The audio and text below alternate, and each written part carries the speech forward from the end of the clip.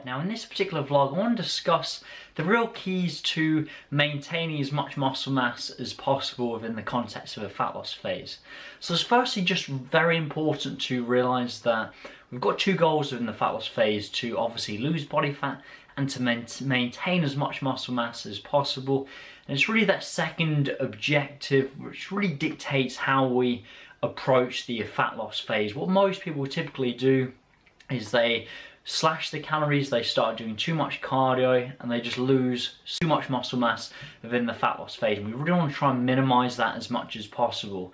It's also important to note there's always going to be a small amount of muscle loss within the fat loss phase, just because we're obviously creating a calorie deficit, burning more calories than we're consuming. It's important to know there will be some muscle loss, but it's really our goal to minimize this as much as possible. And there's certain tactics and strategies that you really need to be applying to make sure you maintain as much muscle mass as possible within the fat loss phase. The first most important factor is to focus on a slow rate of weight loss. If we want to maintain as much muscle mass as possible, we can't afford to be too aggressive with the energy deficit. As such, I'd recommend focusing on trying to lose approximately 0.5 to 1% weight loss per week.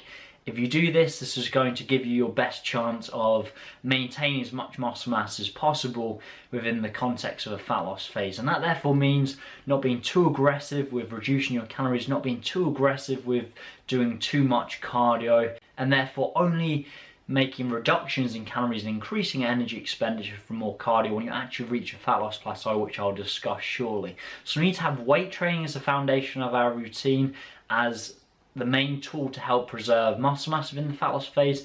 Then we're slowly reducing calories, slowly adding more cardio in line with trying to achieve that 0.5 to 1% weight loss target per week.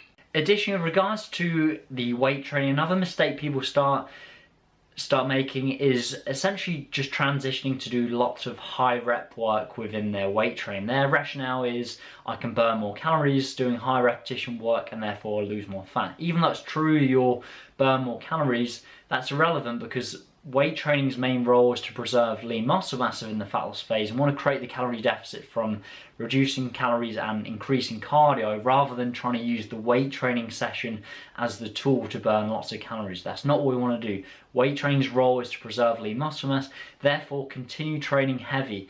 The majority of your repetitions will be within approximately 6-15 rep range. Again, there'll be a small amount of rep work lower than 6 reps and rep work slightly higher than the 15 rep mark, but most of your work will be within that 6 to 15 rep range. The next tip is to limit your cardio as much as possible. The main goal within the fat loss phase is really to lose body fat and as many calories as you can while performing minimal cardio, because if you can do this, this will allow you to maintain much muscle mass as possible, because you're going to maintain your strength better because you're having more food, you're not as drained from doing lots of cardio, and therefore maintaining your strength better within the fat loss phase means you're going to maintain more muscle mass within the fat loss phase. So that's the next key principle, is just to realize that the goal is to have as many calories as you can while performing minimal cardio while still making fat loss progress. The next tip is to only make a change to drop calories and or to add in more cardio when you actually reach a fat loss plateau. Most people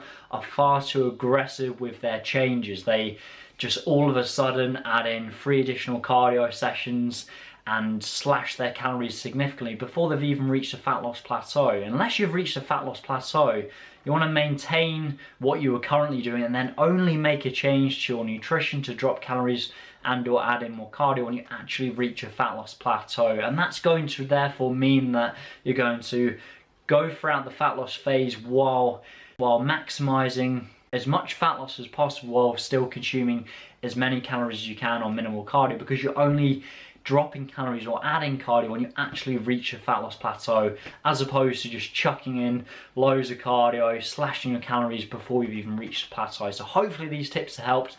This is what I apply to my personal training coaching clients, and this is really the key to maintaining as much muscle mass as possible in the fat loss phase. So thank you very much for listening. Like the video if you've enjoyed it, and if you're watching this on YouTube, subscribe to the channel if you haven't already. Thank you very much.